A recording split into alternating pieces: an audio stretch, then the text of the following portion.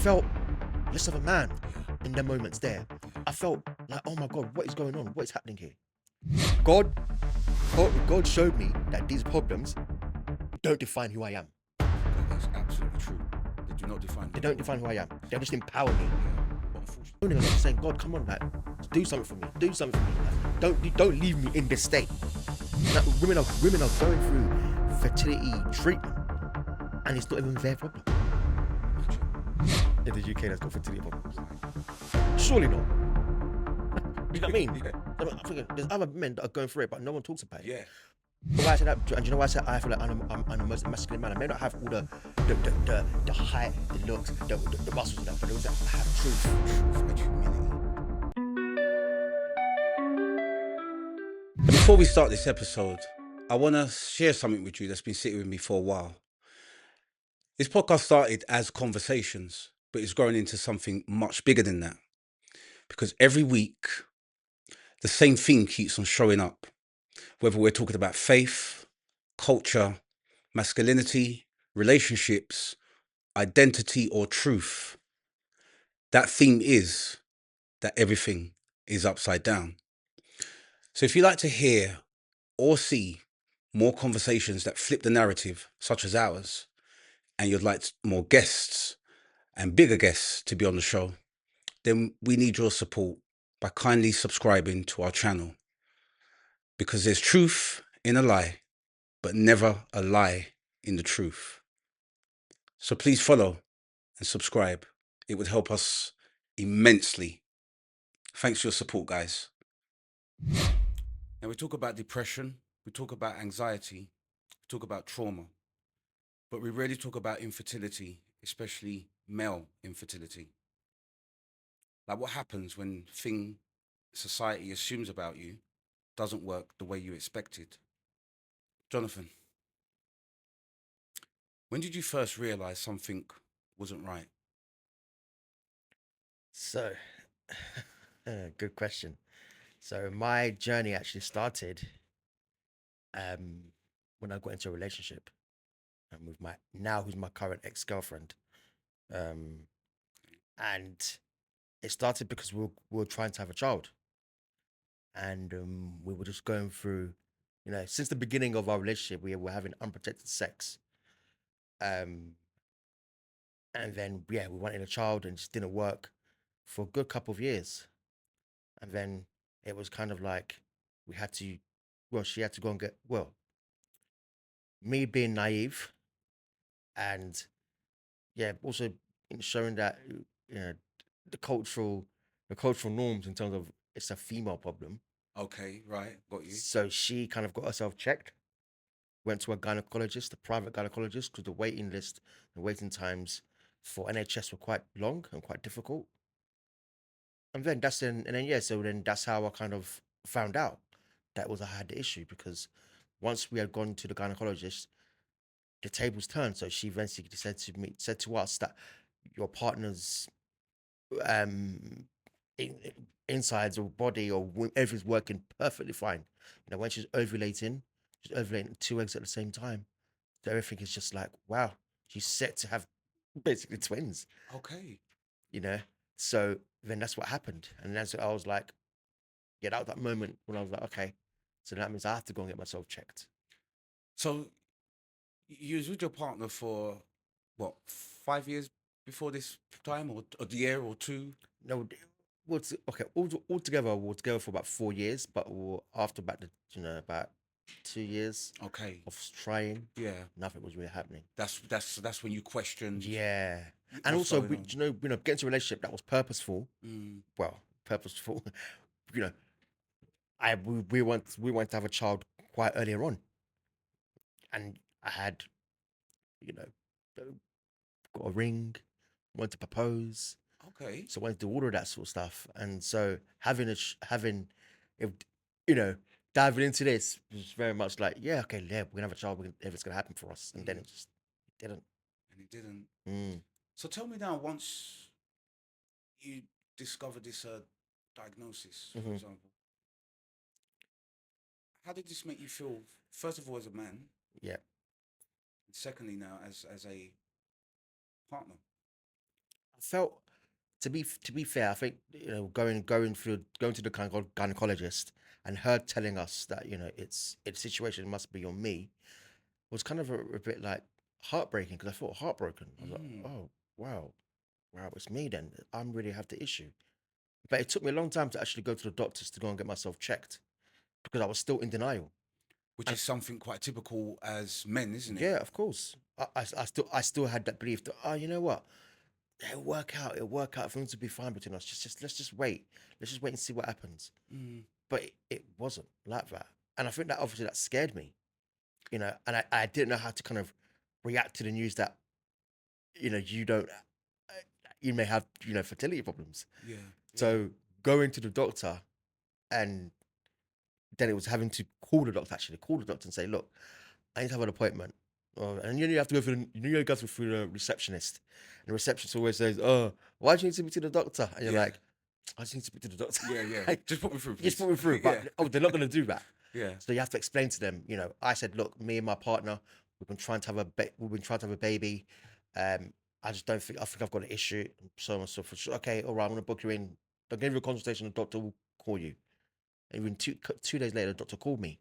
Then he's like, "Okay, I think you should come in, and we have I can do an examination on you." And then I went in, and that's when everything came to light, even more so, because when I went in for my examination, he said, "Look, Jonathan, um, I can see from your records that you have undescended testicles." What? Undescended testicles. Undescended. Yes. What does that mean? So it means that my testicles didn't actually drop into my scrotum properly. But my journey actually started when you asked me, like, when did this actually start for you? My journey unknowingly started at the age of 12, 13. Wow. Which is when. Because I had a surgery. So I had to remember back. Oh, yeah, I had surgery at that age because they said to me, once I was playing football in a playground in year 8, and the ball hit me on my groin area, and I fell to the ground. And then I just, went to, I was in so much pain, went to the hospital, and then they said, "Why are your testicles in your groin?" Oh. So they had to move my testicles at the age of, I'm sure it was about 12, 13. They had to move my testicles from my groin area and put them back into my scrotum. Into your scrotum. But you didn't know. But I didn't know how much of an adverse effect it would have on my fertility. Right. That's why I say my journey started at the age of 12, 13. But no information was given to me or my family at that time. This is years ago. I'm now 36. Yeah. This is years ago. Given to my time to say, "Oh, Jonathan, this might affect your fertility at a later date." Do you think it's because science at the time hadn't known what they know now in Abs- regards to that fertility, yeah, fertility? absolutely. And I feel like as if the information wasn't readily available Right. for men and for young boys and for families, and it still isn't. There's still a lot more to do. But going back to the journey starting, and that's what happened. So when the doctor said to me, "Yeah," I was like, "Oh, okay." He's like, I'm gonna do an examination on you." An examination was very thorough, having Right. to put Stuff in you. no, it was just having to tell me to strip naked, Right. get naked. I'm like, "Oh my God." I'm like, imagine I'm with a female doctor, Oh wow. not a male, Not even a male doctor. female, A female. Okay. telling me get naked. Yeah. I need to basically do an examination on you. So you already feel your pride already is at the door, with Gone. everything else. Now, not only have you got to deal with this new shocking reality, Absolutely. but now there's a woman in front of you Yeah. who's asking you to strip naked, man. That's not easy at all. And then you're like, okay, wow. So I went from there to because she said, "Look, everything seems to be, yeah, okay, your testicles seem to be a little bit on the small side, but I'm going to refer you to a urologist, and the urologist will have a look much deeper and be able to give you more information. I can't give you a lot of information right now, but I'm going to transfer you to a urologist." And that's what happened. And that's when the journey actually began from there. Wow. Yeah, Jay, that's deep. So I could imagine that you must have been battling privately with a lot of different emotions. Absolutely. Yeah, that people couldn't see. Yeah. Could you tell me Well, of course, yeah. So a bit more? for I guess starting from there, now that's when the story evolves, David, because it goes from okay, now I've got a consultant, urologist is now told me to come for semen analysis. Where you have to So I have to where you have to go into ejaculate into a little cup or cup. whatever. Yep. And then they be able to do analysis and just check to see how the sperm moves, all that sort of stuff, the motility, how it's shaped, how it looks, all that sort of stuff. This is educating to me. So, but with me, I couldn't do that. What do you mean? You Like nothing came out. Oh, so hang on. So let's take me on the journey with Yeah. you. So you've gone to the urologist now for your appointment, Yep. where you know that you're going to basically give a semen specimen Yes. sample, right? Yep. And in doing so, Yep. you've gone into your cubicle. And I remember going to the cubicle actually. I remember going to the cubicle and sitting there and having to like, they said, there's Wi-Fi, there's a magazine for you. Oh, it's like that. It's like that. Okay. There's a magazine, there's Wi-Fi. Do what you need to do. Yeah, do your thing. But it took me like half an hour, and this is gonna be very much a cliche thing. I remember the nurse knocked on the door, Right. and she's like, "Is everything okay?" And there's me saying, "I'm just coming."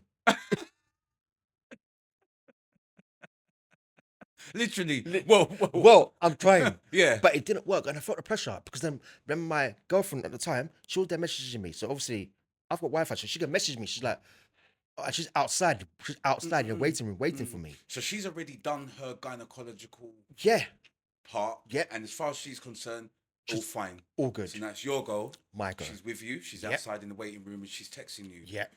What's she texting you? She's like, "Is everything okay? Are you all right? Are you okay in there?" And I'm there panicking, Dave. I'm like, "Yeah, I'm all right. I'm just trying. I'm trying."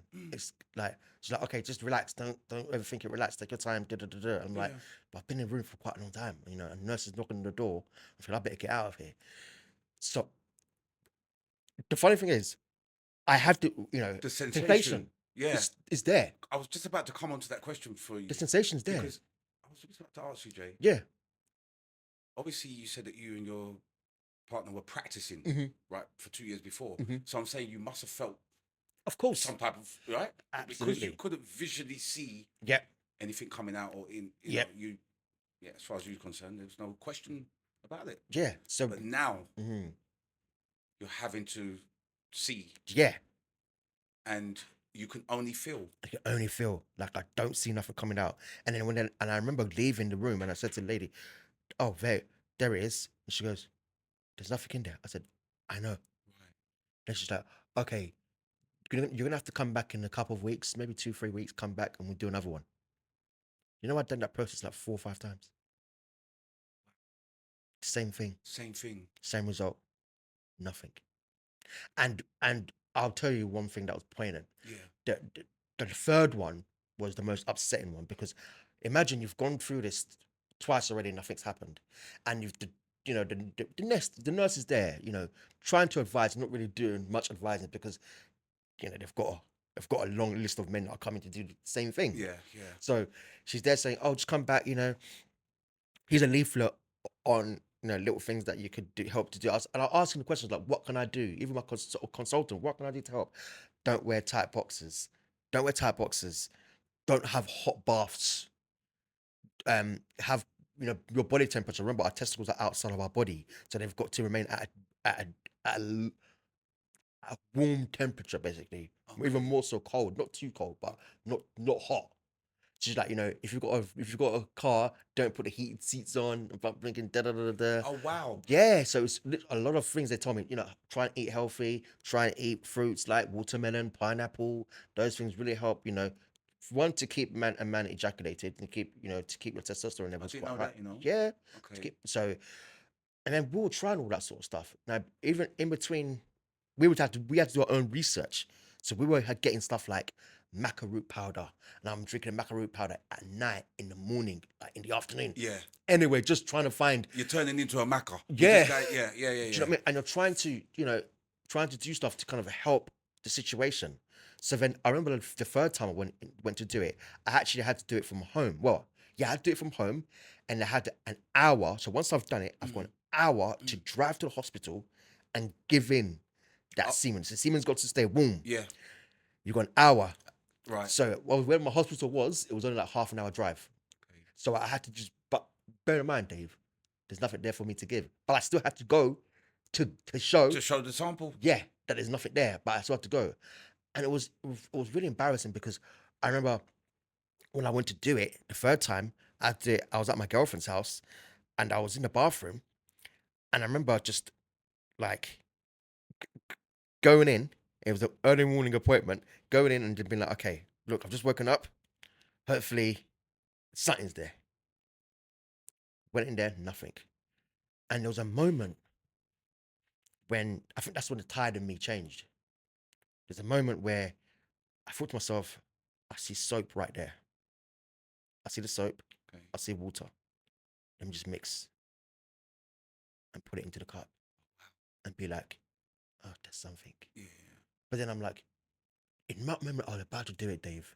But somebody said, don't do it. Because you're only kidding yourself. Yeah. You're only kidding yourself. No one else. No one else. Yeah. And I'm deceiving one myself, Mm. I'm deceiving her. Mm.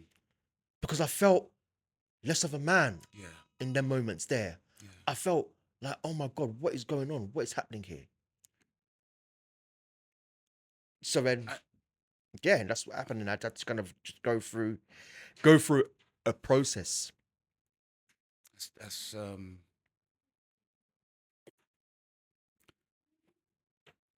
I can't find the right words right now, but I can only say that must have been it's a deep ordeal Mhm. to experience that Mhm. at any age. It doesn't matter what age, and Yeah. this is why men need to speak about infertility because it's dangerous not to. Yeah. You know, there's a question that's come into my mind, and I hope you don't mind me asking it, putting you on the spot. Mm-hmm.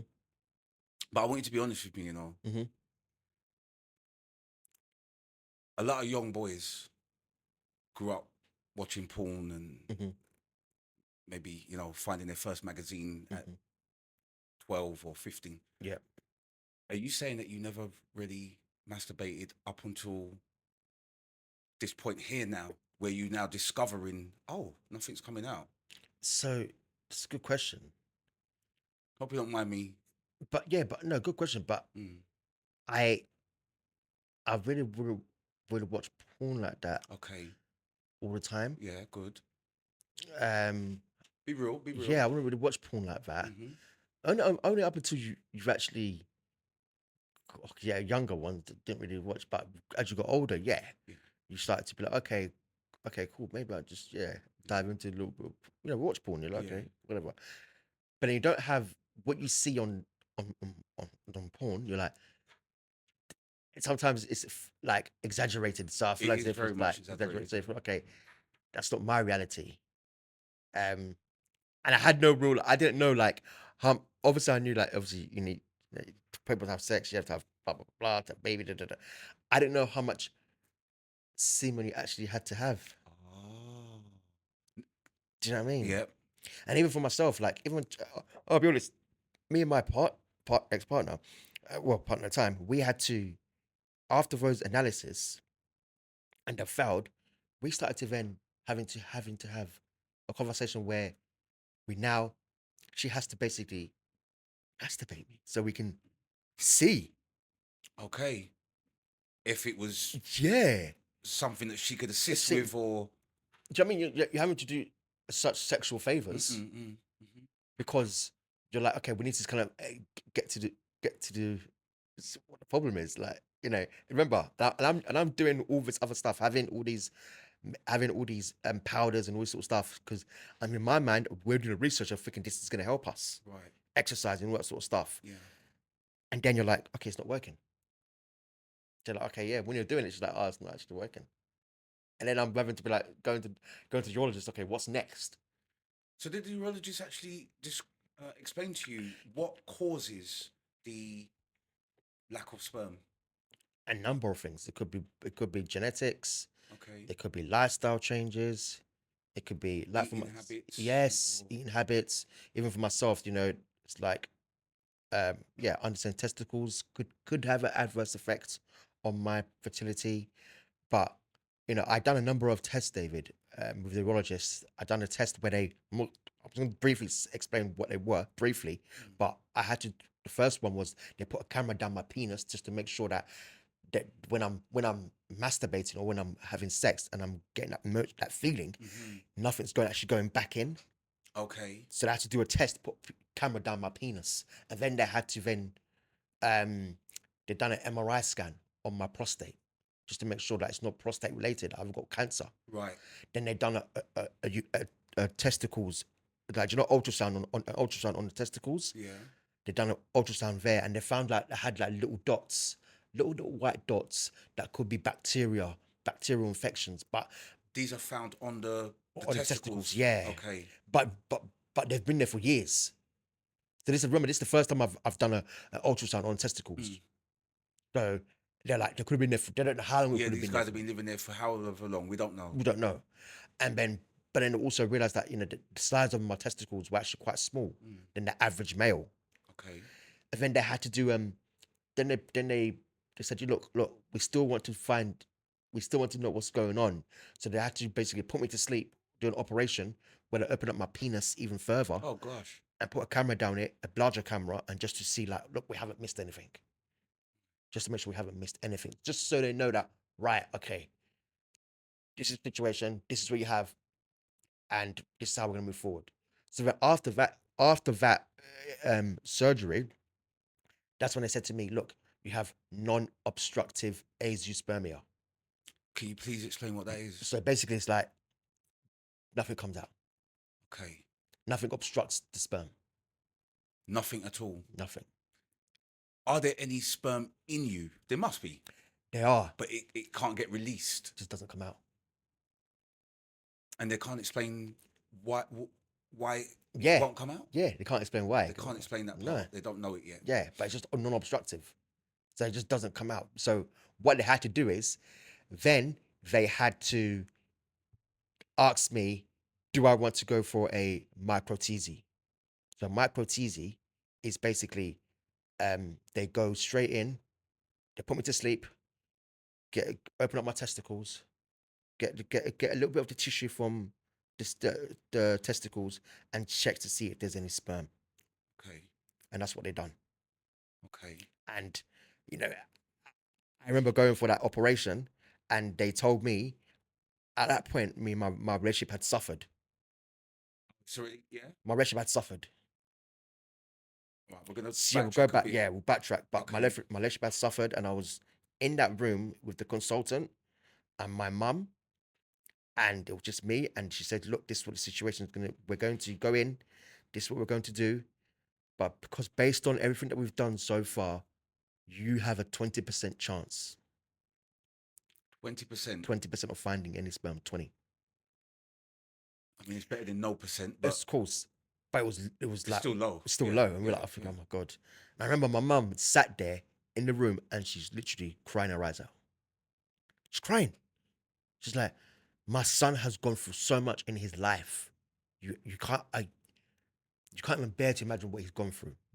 The things that he's had to deal with at such a young age, and for him to have, she goes, I remember it clearly. She says, I don't want to leave this earth without my son having a child, me being able to see my son have a child.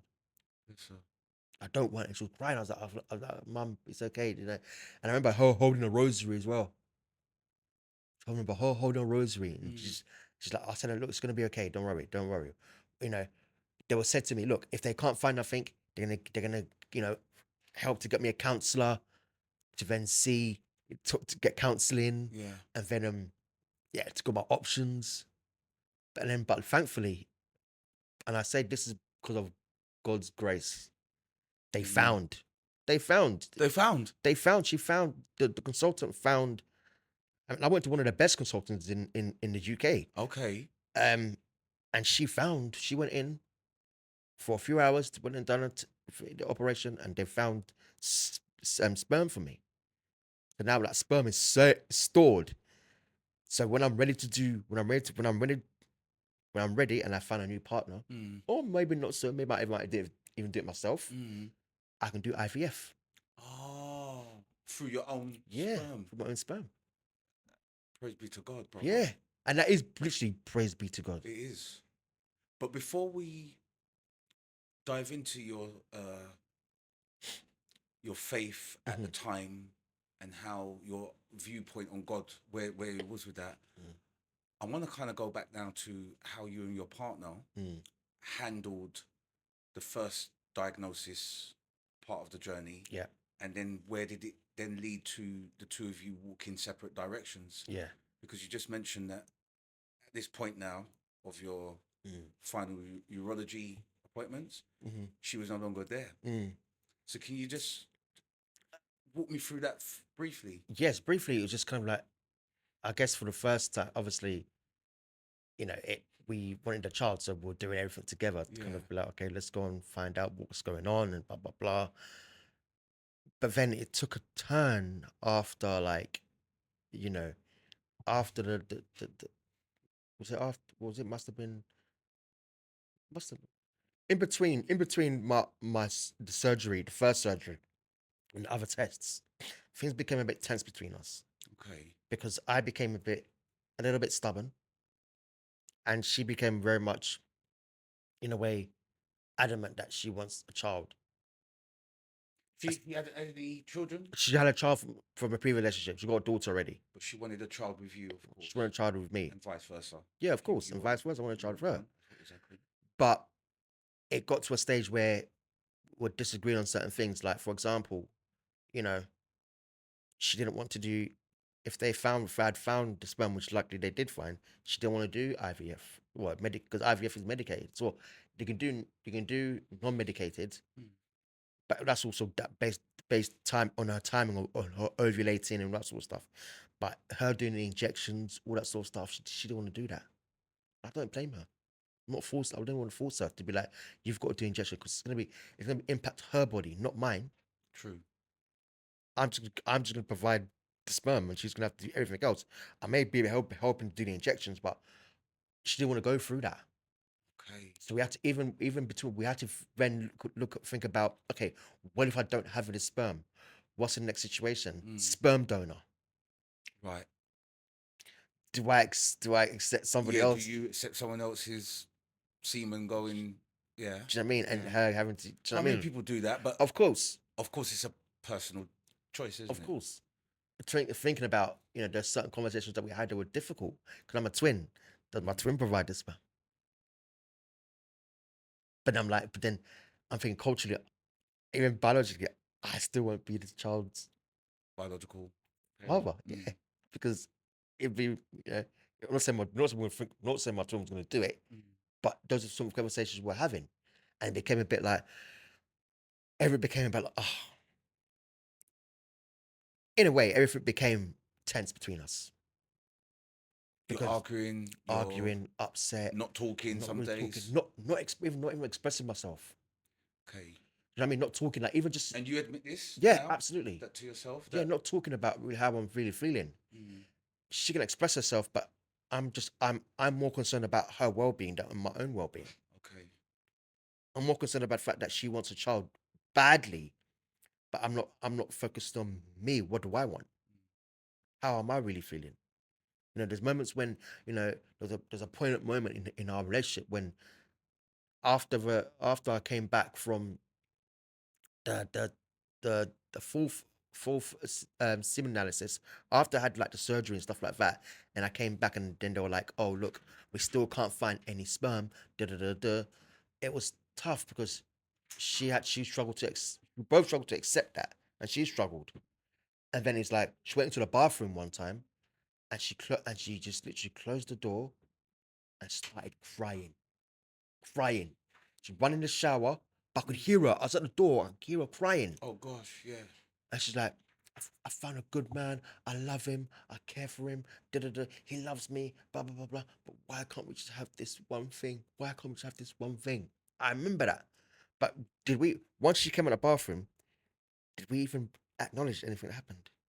So you pretended that you didn't hear. I pretend I didn't You hear. wasn't at the door, and she pretended that she didn't even go in there and cry. Yeah. She just came out like, We both came out. I remember we both got into bed, didn't even say a word to each other, just slept.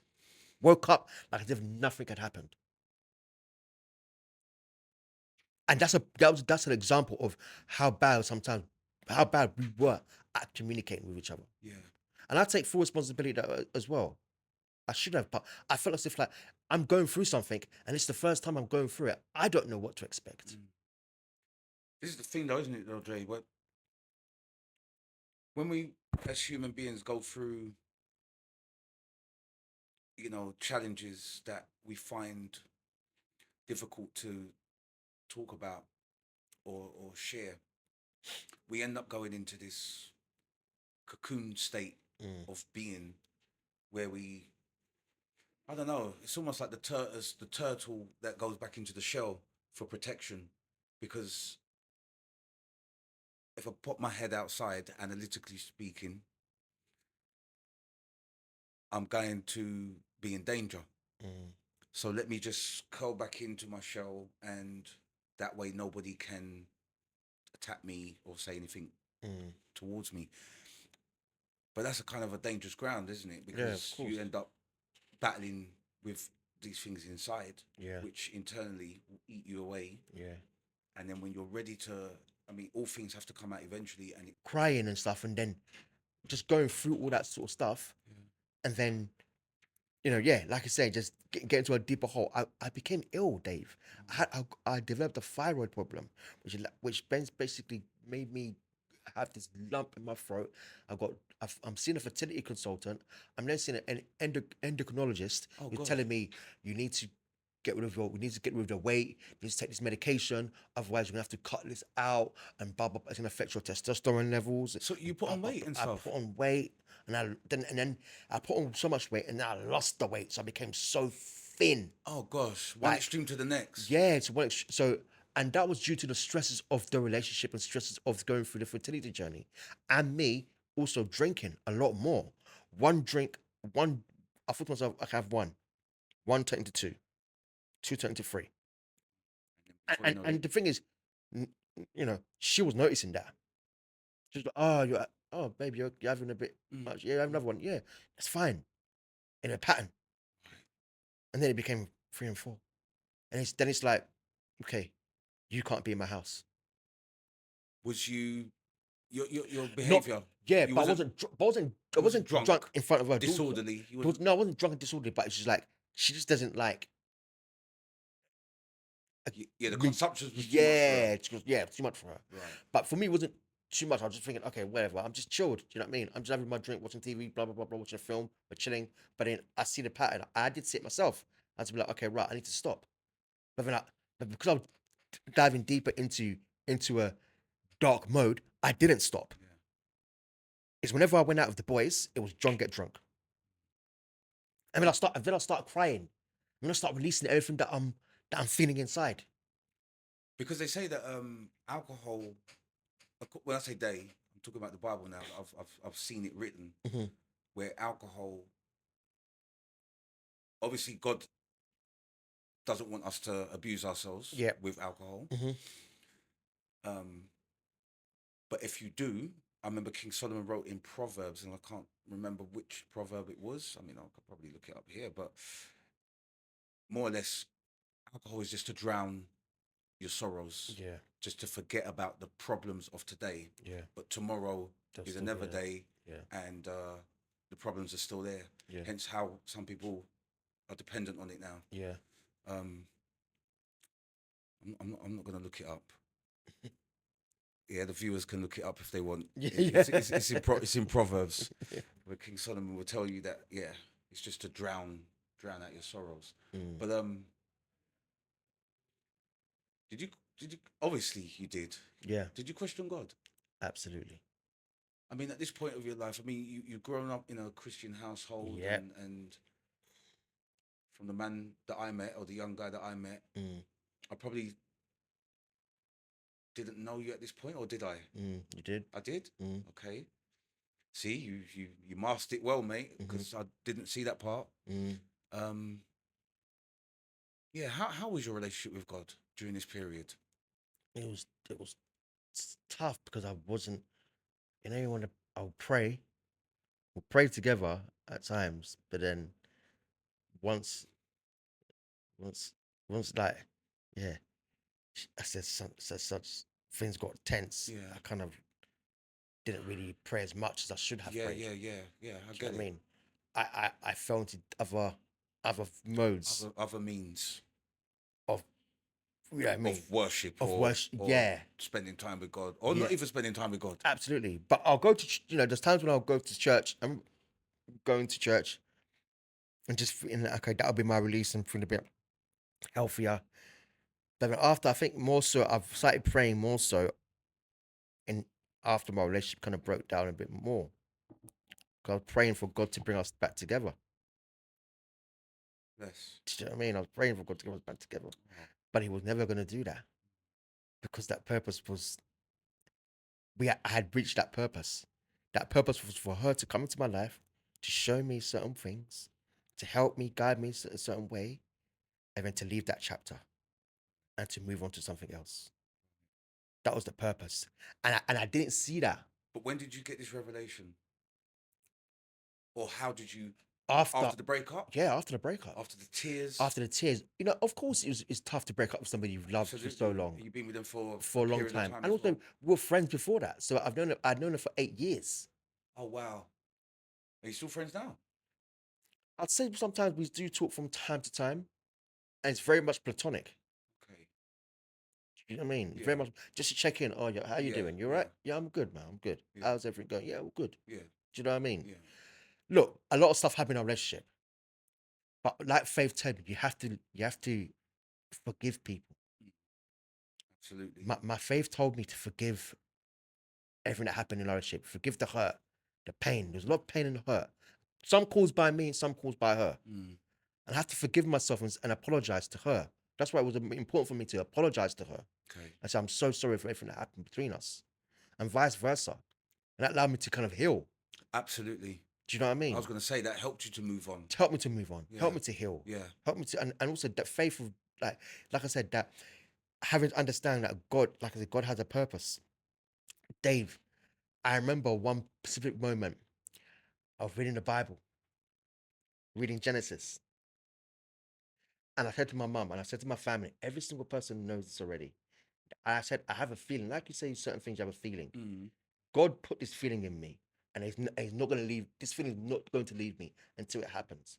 I said to myself, I'm the first child I have, it's going to be a girl, Okay. and her name's going to be Genesis. Hey. Do you know why? Because when I read in Genesis and it said, be fruitful and multiply. Amen. Be fruitful and multiply. Genesis would be the start of that. It wasn't supposed to be with my ex-girlfriend, unfortunately, It's powerful. but it's going to be with somebody brand new. This Genesis. came to It you. came when I'm reading the Bible, Yeah. just reading Genesis, and it said, and even just when it said in the beginning, Yes. I put it in my mind that in the beginning, Yes. I never knew that I'll have these problems. God showed me that these problems don't define who I am. That is absolutely true. They do not define who They you don't are. define who I am. They just empower me. Yeah. But unfortunately, the world Yeah. and the lies of the world Mm-hmm. make us believe that circumstances Yeah. and environments define Yeah. status. Yeah. They all define a person. Yeah. They absolutely don't. Yeah. I'm so glad that and pleased that you got to that conclusion. Yeah. Otherwise, we probably wouldn't be sitting here in front of each other, right? No. But I mean, once you got this revelation, Mhm. and we believe it came from the Lord, of course, because Yeah, it came during a quiet time while you were reading. Absolutely. Was there any point though where, I mean, you just you did answer me and say that you had difficult moments of prayer. There were times when you didn't feel you wanted to pray. Yeah. And when you were praying, you were perhaps praying for the wrong things. Yeah. Of course. But was there a time where your faith actually was questioned? Like you questioned if God really was Yeah, genuine? that was during the moments of me just, I don't want to go too deep into, because obviously it's a bit even more personal. But Okay, I respect that. it's even my moments on just trying to my relationship breaking down and being like, what's this whole for? Like, I thought you were supposed to kind of be there to kind of support and guide us. Like, Right. we're praying for this, and like what's going on? What's Like, going on? like why you not there? Like, Yeah, why are you not doing anything? why you not doing anything for me? Like, do you know what I mean? I see my peers. I see other people having kids and going and living their life and blah blah blah. But what am I? What are we doing here with me? Like God, like find, like basically moaning. I'm moaning a lot, Yeah, yeah. moaning and just And you had saying, every right to. moaning a lot, just saying, God, come on, like just do something for me. Do something for me. Like don't leave me in this state. I'm gonna ask you a big question. Mm. Did you believe that he could do something for you? At that time, no. At the time, no. I didn't believe. But now, of course. Amen. Now, definitely.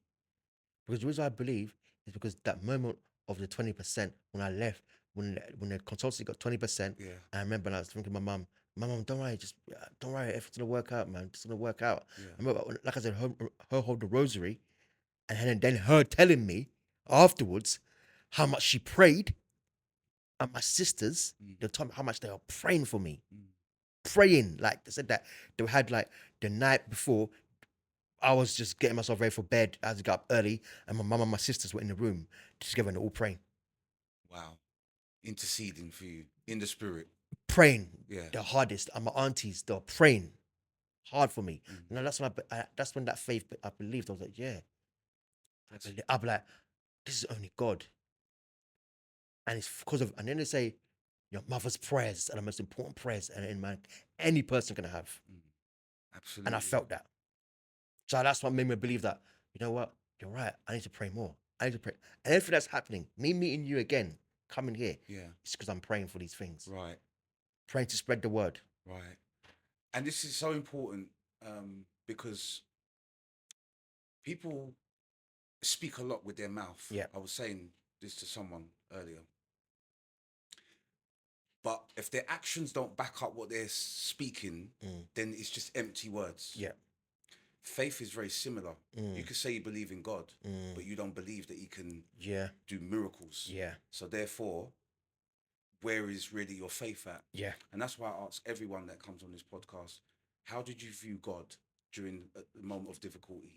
Because I want to know how they exercised what they believe is God, and then how do they channel that into their fight? Yeah. Now, a warrior can only be a warrior with the tools that he's got. All right? Yeah. So he'll have a sword and a shield or whatever else. If he gets disarmed, he's what people will say exposed. So the long and short of what I'm saying here is belief is really important in the moment of faith. Yeah. When Abraham in his old age was told he was going to be a father of all nations, he had doubt. You know the story. Yeah. And with that doubt, I think God wanted to, he'd been faithful servant up to that point. And despite his doubt, God still fulfilled his promise to him. On top of that, he's told Abraham's wife at the time, who was 90 years old, you too, you're gonna be a mother. She giggled it off like me in my old age. Now, one could say that while she had the doubt and by giggling it off, Abraham in his heart, though, probably thought that's why he's known as the father of faith as well as the father of all nations, because he probably thought, you know what, Lord, if you said it, then it must can be done. Yeah.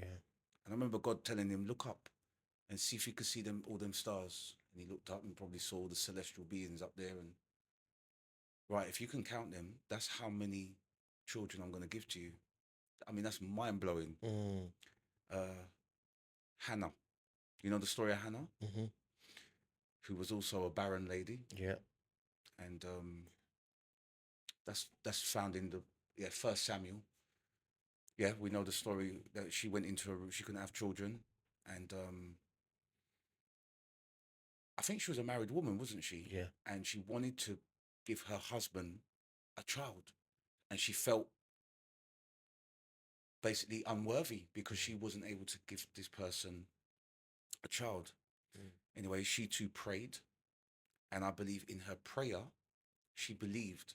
Otherwise, she wouldn't have gone to God and asked. Of course. And God loves somebody who trusts him, believes him, Yeah. because that's where he can deliver his best, you know? I think the most challenging thing is actually, like you've touched on, is I feel like one thing I've learned is to actually, in the difficult moments, to believe in God more. Absolutely. And I feel as if that's what I think I should have done, but I didn't. But in those challenging moments, I should have believed in Him more. Yeah, but don't beat yourself up, Jay. Of course, because everything happened for a reason. Yeah. And maybe, like you said, your heart might have been hardened at that point of belief Mm. because God wanted that relationship that you was in at the time Yeah. to serve its course. Yeah. Once it served its course, all of a sudden your heart was no longer hardened, and then God bestowed upon you the faith to believe. Yeah. Um, Yeah, you really did. you know. Yeah. So before we move on a bit more, I wanted to also say that, you know, because in the book of Psalms 127, Mm-hmm. it says that children are a heritage from the Lord, aren't they? Yep. And whether we can produce those children or not, we are all children. And I want to say that fruitfulness is more than production. Yeah. And your story is definitely far from over. And Absolutely. I'm so happy to hear that your faith has been restored Mm-hmm. through a difficult and challenging time of your life. Yeah. I want to speak a bit about birth rates Mm-hmm. that are declining globally. Why should people care about this particular topic? Because I know that you mentioned it in several interviews that you've had with the BBC and Yeah. Sky, etc. Mm-hmm. Why is the decline of birth rates something that we should discuss? I think otherwise we're going to be stuck with a low, low population. If we don't talk about, let's talk about why are the birth rates declining? It's not just a female problem, right? Which is what a lot of us used to feel like Exactly. it was. Absolutely. But it's obviously not. No, it's not. It's a male problem. Talk to me. 50% of infertility issues are from a man. One in the UK, 1 in 6 couples go through fertility problems. I didn't know that 1 in 6. 1 in 6 1 in 6 couples in the UK have a fertility issue. Yeah, and Wow. a staggering number of them could be related to a male fertility problem. It's not just a female problem. So, in terms of if the decline is because of men, remember we kind of essentially plant the seed, right? Yeah. So, and if we're not doing actually, look, we're looking at there's economical factors, there's financial factors, there's environmental factors that are contributing to the decline, and especially being in Europe as well. Yeah. Did you say financial factors as well? Financial factors. People can't afford to have have kids. children or raise Yeah, people them can't afford to go and do IVF. I mean, it's expensive in the UK. Unless you go abroad into other European countries where they offer a much better rate. But then it's also having to go there for a certain period of time.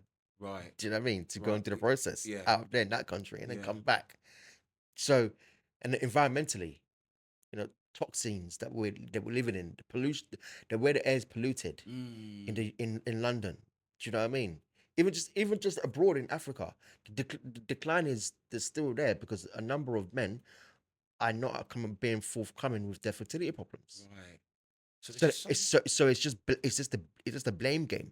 Even just going back to Uganda, it's a blame game. right. And that women are going through fertility treatment, and it's not even their problem. Imagine. So imagine you're a female right now, Yep. and you've been down this road or pathway of IVF and trying, when all the time, because you hadn't bothered to check your partner or spouse, it was his fault. Or Yeah. not fault, I don't want to say fault, but the It's- issue lied with him. Yeah. How many cases do you believe that is actually true to? More than the average? Yes, more than the average, man. More than the average. And I think it's difficult because look, I think even for myself, I thought, look, I can't be the when I was going through this journey, I thought I can't be the only black man in the UK that's got fertility problems. Right. Surely not. You know what I mean? Yeah. So I'm thinking there's other men that are going through it, but no one talks about it. Yeah. This is I know you talk about birth rates, and I'm just gonna change it quick. No, Because that's fine. this is just a question because obviously where it's faith based. Yeah. When we go to church, let me ask you a question. Sorry, didn't me ask you a question? Yeah, that's fine. When we go to church and we go to and we're going to praise God, and we're going to different pastors are talking about different things. So we're gonna talk about marriage, relationships, and stuff like that. Why don't we talk about fertility? It's deep, isn't it? Why don't we talk about fertility? Mm. Why is it when I go to church and that's my question. I feel like as if a number of people go to church and they're probably sitting in that congregation and they're married and they're praying about Having a child. having a child and but they're going through fertility problems. They don't know. But why can't we talk about that in the church? Mm. Why can't we bring that into the church? Yeah. I know it's a very difficult subject to bring in, and culturally it may not be what we're kind of used to. But why can't we just change the cultural stigma? I think it's that old saying, isn't it? It's like a taboo. Yeah. You know, having a child outside of your race once upon a time was a taboo, right? Yeah. As you know, in the 60s, particularly in this country, if a mixed couple had a child, unfortunately for that child would get abandoned, put on someone's doorstep, or, you know, I'm saying that to say that I believe it's a culture thing Yeah. more than a church thing. Yeah. And some people bring their culture into church. Yeah. So unfortunately, some pastors are culturalistic. Yeah. They're going to bring their culture with them on the pulpit, and some things are forbidden. But where God is concerned, it is a subject that. But don't you think? But don't you think it has a meaning, right? For me personally, I feel like fertility has a meaning Absolutely. because if we're trying to be purposeful with our word, like I say, be fruitful, multiply. How can we be fruitful, multiply? And okay, it can mean different things, but in terms of like fertility, be fruitful, I'm not saying let's go out and we'll have 70 kids. Do you know what I mean? But I'm saying to keep the lineage, let's link the culture and faith. Yeah. Let's keep, because even for myself going through that, I'm like, I want to have a child because I want to make sure that I have a lineage there. Yeah. There's somebody there to kind of after I've gone to be like, that was my father. Yeah. Do you know what I mean? Yeah. Yeah. Absolutely. But do you also not think, rather than do you think, Yeah. that maybe not everyone is born to have children? Yeah, absolutely. I was having a conversation with someone on the podcast before, and she seemed to feel that marriage is not everyone's calling, and therefore she has got to a place where she's kind of accepted that if she doesn't find a love partner, Yeah. maybe marriage is not for her, and she's kind of okay with Content. that. Yeah. And then she referenced the scripture that Paul wrote, where I think he demonstrated that, you know, if you want sex, basically, then get married for that reason, so you can have sex. But if you can abstain from it, then Paul's advice was don't get married, because it's not a joke thing. That's what Paul was saying. For you and this woman to become one, Yeah. it's not a joke thing. Of So if you course. can abstain and be on your own, then be on your own. Yeah. But if you've got the itch, then get with someone who can scratch it for you.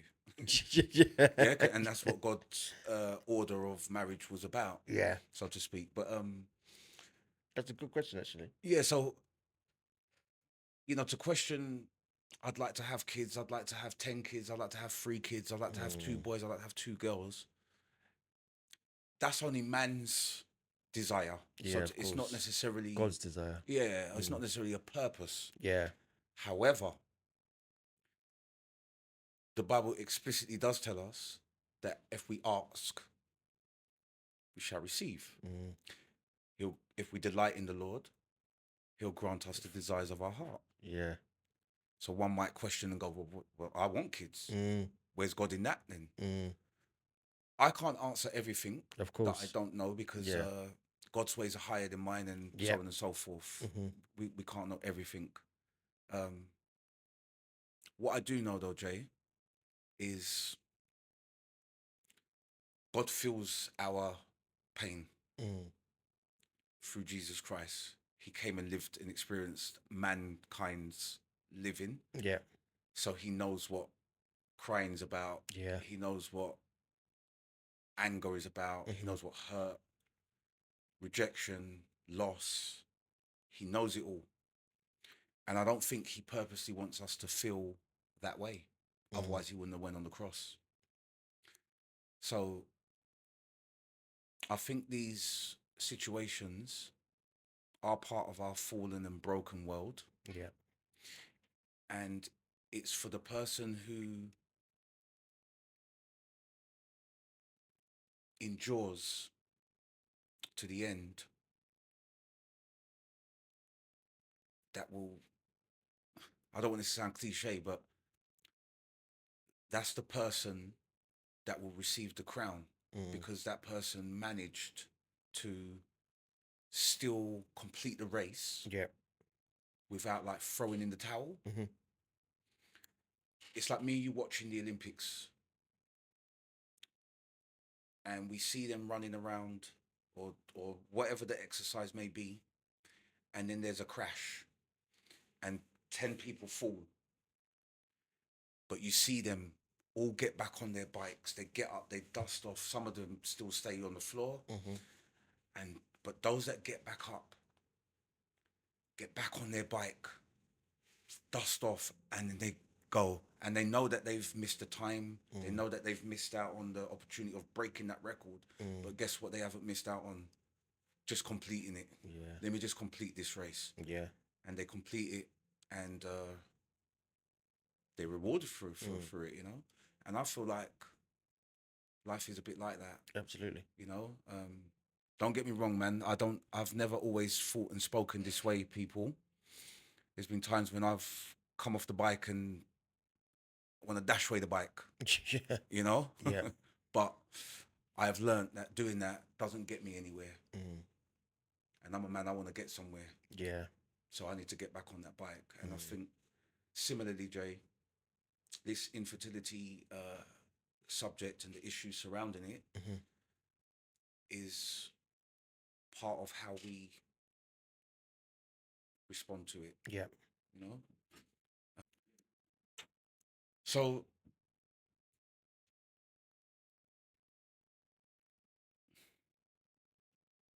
with all that said, because I mean, I've kind of understood how infertility shaped your understanding of masculinity and manhood. And I can only imagine what that felt like. Yeah. Because as men, we already have struggles about what it means to be a man. Of course. Does it mean muscles? Does it mean loads of money? Does it mean good looks? Yeah. Does it mean providing for? Yeah. And a lot of us still question it. We don't really know what it is. What does it mean to be a man? So I can only imagine how this situation potentially would have caused you to question your manhood as well. Absolutely. What would you say to a man who is silently struggling? Be open and honest with yourself. First and foremost. Ask when you're going through a journey, whether it's fertility or anything health related, ask the relevant questions that are for around you and your story and your journey. Ask the questions like, okay, so what does this mean? What do I have to do here? What's going to happen here after this? Do you know what I mean? And then be honest with yourself. And if you're going with your partner, be honest with your partner, and allow yourself to, because even for me going through this fertility journey, I had to grieve. Of course. I had to grieve, man. I lost myself. You know, grieving the idea of fatherhood. Grieving the idea of fatherhood. Do you know what I'm saying? Yeah. So, and honesty is the you know, they say honesty is the best policy. Honesty is just generally is It the best. literally is, isn't it? It is the best policy, and the honesty starts, like I said, starts within yourself. You've got to be honest with yourself about the journey you're about to go on. To be open, and try not to be in denial, Okay. and don't blame yourself, because a lot of men, we blame ourselves. I blame myself, like, oh, my fault, my fault, my fault. I get it. Yes, there's certain things that I could have done differently. Circumstances should have been different, but essentially, it's not my fault. It's not your fault. You're right. I didn't purposely go out and be like, I want to get this. I want to be infertile. Yeah. Do you know what I mean? Yeah. That's why I said just be honest and and accept. Try to accept the situation for what it is in that moment. So, really appreciate you sharing this today. Right now, there is potentially a couple who are at home. They have not disclosed, or forget about disclosing. They just don't know that they have. One of them might have a fertility problem. Yeah. Are we recommending, or would you recommend that if a couple have newly, just kind of got together, they've been together for a while now, Yep. and they've figured about marriage and kids and all the rest of it, would you recommend to them that they should have a test? Absolutely. And both of them. Both of them. Both of them. Not one of them. Both of you. Even if the man's semen is great. Do you know what I mean? Still get that done. Yeah. Because it offers a peace of mind to your partner as well. Yeah. Because it's so unfair that if you know that you've got issues and you get with somebody, right? And then later on down the line, you come to this reality that, there's an infertility problem. Yeah, I think it's so unfair. It's a bit like going into a relationship with AIDS or something. Yeah. And you're not sharing with that person, I've got this condition. Of course. Up front. Yeah. How many people do you reckon are actually living like this? Loads, isn't it? Loads. I'm in agreement with you. Loads of people. And I think it's important, like you said, it's important just to be upfront and honest with yourself. Do you know what I mean? Because then you eradicate going through doing examinations and paying for stuff when you don't need to. Do you know what I mean? Your part, especially if the man's got an issue, your woman's going through all these sort of things, and you're just sat there like, oh, okay, no, I'm all right. Okay, don't do that. Just be proactive in your health. Do you know what I mean? Women are so good at being proactive with their health. Yeah. They get stuff. They're able to sit down and have conversations about having their smear test, about having their breast cancer, and getting their breast checked and all sort of stuff. But how many men actually go and get their prostate checked? Very true. Do you know what I mean? 1 in 4 black men at the age of 50 plus get prostate cancer. That's an incredible statistic. I mean, do you know what I mean? We are highest number of getting prostate cancer. How many men actually spend time in even I say don't want crazy to say it, but even just in the bathroom, you know, spend a little time. I know it sounds crazy, but Check around. check around. Is everything working the way it's supposed to be working? Mm. Do you know what I mean? Mhm. I don't think we should feel embarrassed by it. Mm. But society tells us we should kind of just get on with it and do it. But no, Yeah. because that's how health becomes obviously a big thing. And then you're like, oh, you're shocked. You're like, oh my days, this situation's happening. I'm like, now I don't know how to deal with it. Well, I think the it's a lack of educating, Absolutely. you know, and I think what you just said there importantly was the f- the fact that a lot of people are not dealing with it Yep. early Yep. is because they're in this denial about what masculinity is, Yes. and that for them Mhm. makes them feel demasculated, maybe. Mm. So they'll rather not disclose it. Mm. Furthermore, I'm not even going to find out. I don't want to know. Mm. What I don't know, don't kill me. That Yeah. type of thing. Yeah. But in the long run, that's damage. Damage, very damage. And also, do you know the question about masculinity?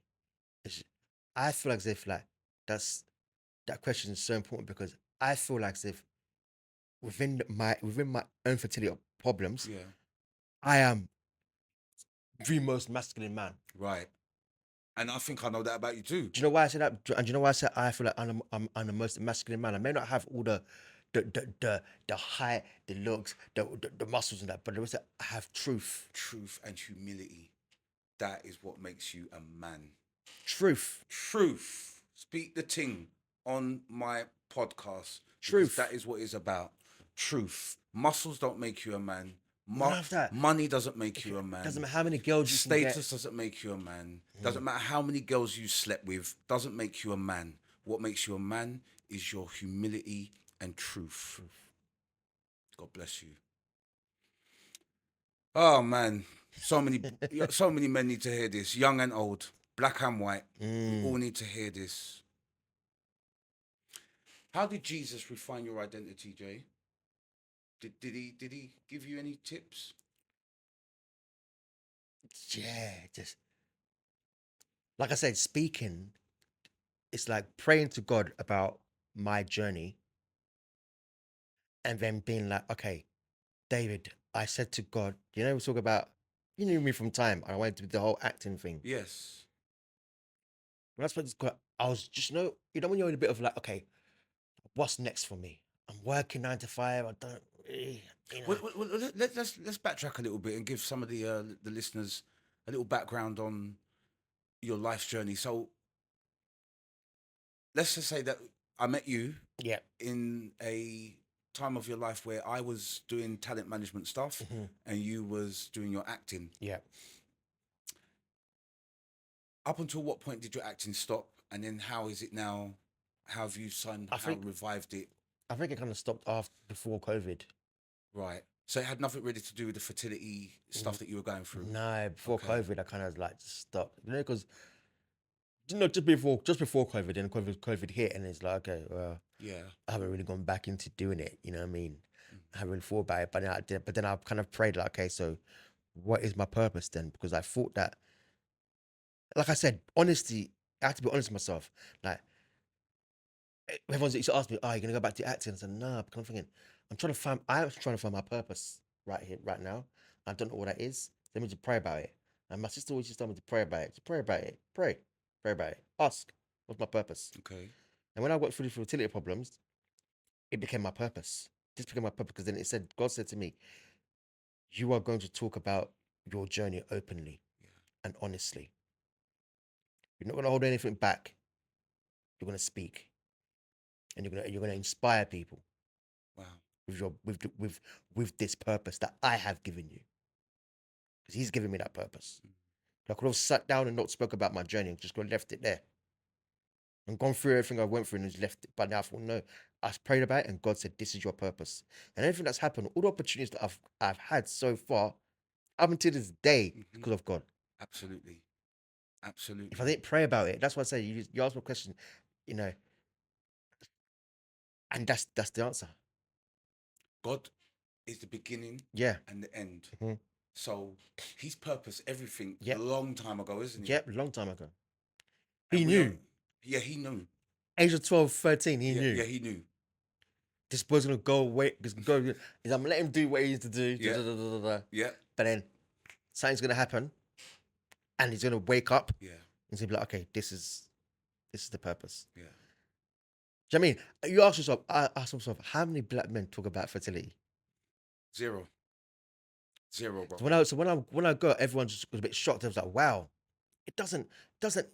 I'm not less of a man because I speak about fertility. It doesn't define who I am. Absolutely not. It's never defined who I am. Absolutely not. I live by this quote, David, and it goes like this: I aspire to inspire before I expire. Hey, can we repeat that? I aspire aspire to inspire to inspire before I expire. before I expire. Wow. I need to take a note of that one. You know, I might need to patent that one as well, bro. Yeah. Copyright that because I like that. And you're right, my brother. God wastes nothing, No. right? Which means the blind man has a story to tell. Mm. The mute guy, he has a story to tell. The person with extreme disabilities, they've got a story to tell. And it's all to glorify God. Yeah. Ah, wow. This no, I'm telling you, you're even bringing light to me, Yeah. Jay, because this is a subject that I've not really delved into before. Now, has it crossed my mind? Yes. I mean, I have children. I like to think that they are mine. You know what I mean? Yeah. No, all jokes. They are mine. But you know, for those, I got friends that are my age or a bit older, and I have questioned like, how come you ain't got no kids yet? But I thought that might be just down to you know, choice and way they want to live. But having this discussion with you, I'm now actually thinking, what if one or two of my friends are in a similar situation and they're just never disclosing it? Yeah. And it's possible, isn't it? It's possible. And also it generally is possible. It's difficult for people to kind of, because you never assume. Do you know what I mean? Never assume. Never assume that just because someone's married and they're gonna have kids straight away. Yeah.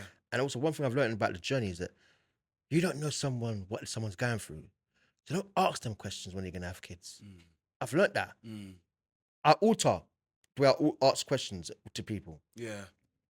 Do you know what I mean? My mum used to say to me this beautiful saying. She used to say, "You don't know someone until you know someone." And I used to think, what are you talking about, Mum? Yeah.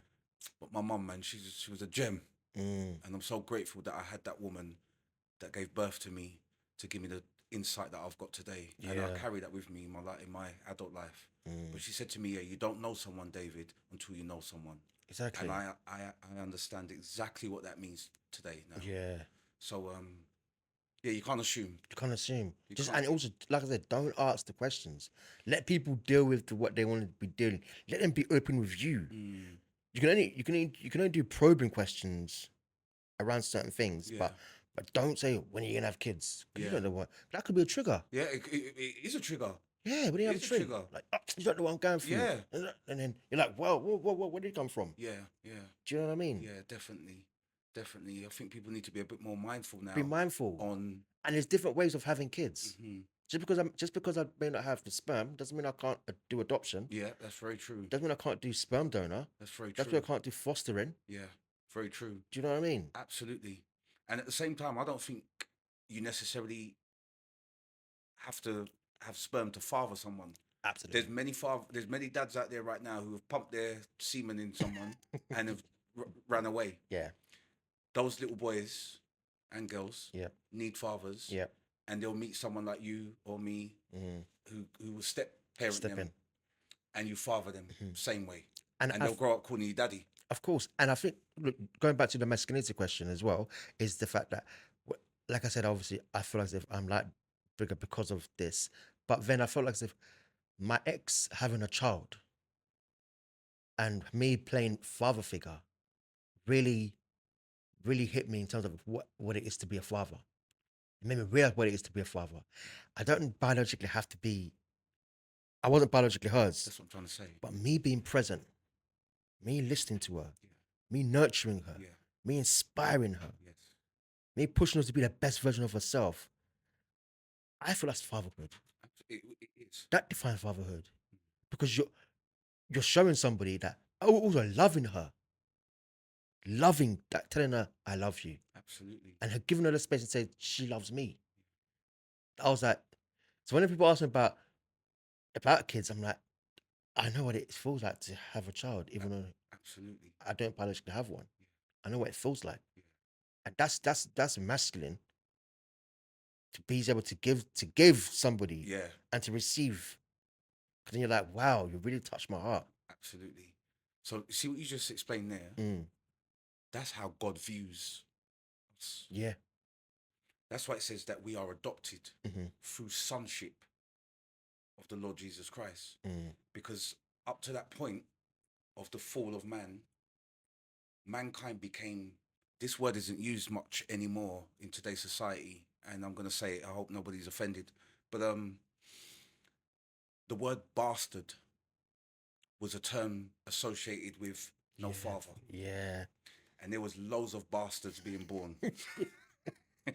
Sorry, Yeah. right? No daddy. I don't hear people use that term anymore. It's an old word that don't really hear it used in curse or slang or nothing these days. But it's a reference that's written in the Bible too. And nations that were without God were considered as bastard Bastards. nations. But Jesus Christ has come to redeem that. And through the belief of him, we are then, hypothetically speaking, adopted into the kingdom. Yeah. Do you understand? Mm. So your expression of love towards a child that's not yours is very similar to the love that God has. Yeah. It's deep, isn't it? Absolutely. And I think that's why these things happen Yeah. as well, because God's children can connect the dots to see God. Yeah. And we hope that someone outside of the faith might be able to listen to this right now and have an epiphany moment where they believe that God could father them in the same way that a man will father another child that's not theirs, you know? Yeah. I'm almost going to have to come To an end. Yeah. very shortly. Yeah. And this always happens, you know, because it's like when we start getting deep into yeah, it, yeah, you know, yeah. that's how it goes. But I've got no qualms about bringing you back on Absolutely. one day to catch up with the rest of your journey as well at Yeah. some point. But before we do that, right, I wanted to find out, because you went on BBC, is Yep. that right? And Sky. Yeah. How did you feel appearing on those type of platforms? I felt empowered. Yeah? I felt empowered. It wasn't like daunting No. going on such a big No. stage and telling the rest of the world, Yeah. basically. No, but I felt empowered. Like I said, like you said, we spoke about purpose. It's God's purpose. Yeah. So I carry that every single time I go onto these platforms, even your platform, even coming here. Yeah. It's a platform. Yeah. I Yeah, feel empowered. Thank you. It's a platform. Thank you, brother. I feel Yes. empowered. You know what I mean? Because Mm. even if just one person listens to it, Because God is using you. yeah. Yeah. I mean, I'm his child. Mm. It's telling me, go. You know, people say, go do the Lord's work. Yeah. Go and do the Lord's work. Go and do the Lord's work. And you're doing it. Yeah, go and do the Lord's work. It's telling you, do you use this moment, not to dive into being, oh my days, my life is thingy. Use this moment to empower people. Mm. Use this moment to go back to Uganda and inspire a nation. Inspire a nation, you know. Not even people. A nation. And you're going to do that in Jesus' name. Amen. Amen. What change would you like to see, if any? More people speaking about fertility. Just speaking up. Yeah. Declaring their truth. Declaring their truth. And people, and yeah, just more, and I want more men to speak about their fertility. Yeah. I want more black men to speak about their fertility. That's what I want. Yeah. I want a group of us to come together and to feel and to listen to each other and to hold each other accountable and to know that we're loved. We are loved. And I think through you, more people will come to this revelation. Yep. Because God's going to use you to spread the light, to spread the love, to spread the word. Yep. Most importantly, spread the gospel. Of course. If God is sovereign, no, I've pretty much asked you that question already. No. Let me ask you. If God is sovereign, we know He's sovereign. What is He teaching you through this whole thing, this whole experience? Strength. And to rely on Him, or strength to rely on Him. Just to teach, and also teaching me to read the Bible more. Right. You don't just stop reading it once because you read it once and you're like, okay, I've got to read it. Read it again. Yeah. And again. And again. Yeah. And again. Absolutely. And again. Yeah. Until you can, because remember, it's like when you watch a film, it's like oh, I didn't notice that. Yeah. New revelations all the time. But I didn't see that before. And then as you're moving within your journey in life, you pick up different scriptures that match what you're going through. Absolutely. That's what God never ceases to amaze me. You know what I mean? Ever. I want to close with this question. If your story never changes biologically, what has it already changed spiritually? And I think you've kind of answered, but just to wrap it up. It's not going to change biologically, but spiritually, it's made me believe in God more, believe in His word more, and to know that nothing bad that God can't make good of. Absolutely. Yeah. Yep. That's the message that is the message. God bless you, bro. God bless you. No, seriously, I appreciate you every time. I'll put some stuff in the bio and whatever else, you know what I mean? Yeah. But thank you, Jay. Yeah. And do you know what? It's good. I'm good. I'm glad I've come on to speak. Yeah. I'm glad. Good. Thank you. And keep advocating. Yeah. Because that's what you are now. Of course. You're an advocate for fertility. Yeah. And that's how God is purposing your calling. Yep, absolutely. If today's episode was interesting to you in any way, then the biggest and freest way to support us is to hit follow, like, and subscribe. It would really mean a lot if you could share it with anybody that you know, just so that we can get our voice out there. Who knows if it will help someone who needs to hear it. Remember, everything is upside down.